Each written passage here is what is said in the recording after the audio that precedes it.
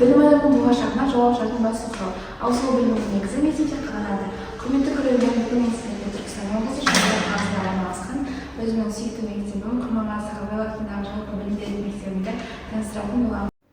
Мектебімізге есімі берілген Құрманғазы Сағарбаев қазақтың ұлы күйші композиторы, халқымыздың мақтанышы, күй атасы атанған тарихи тұлға.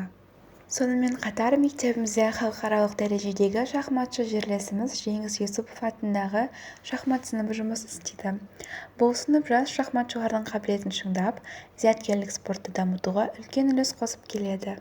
Осындай ұлы тұлғаның есімі берілген мектепте білім алып, біз үшін өте үлкен мақтаныш. Біз оның еңбекқорлығы мен отансүйгіштігін үлгі етіп, сапалы білім алып, еліміздің дамуына үлес қосуға ұмтыламыз. Жұмабек Сейілханұлы Мұханов 1955 жылы дүниеге келіп, 2017 жылы дүниеден қайтты.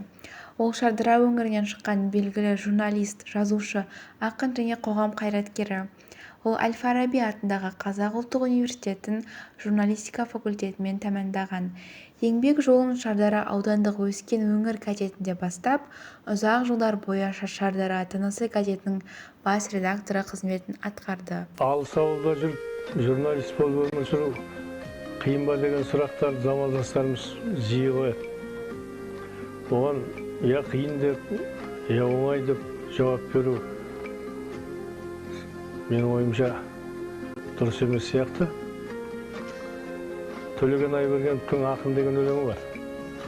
Осы өлеңнің ішінде осы сұрақтың да жауабы толық айтылған сияқты. Өлеңдердің бәрі осы Шардарада туған. Оның үстіне осы Дарияның жағасында, теңіздің аймағында, өзім де мына өзі отбасымыз теңіздің Дарияның жағасында тұрады. Сондықтан мен 30 жыл бойы осы жырларым бәрі осы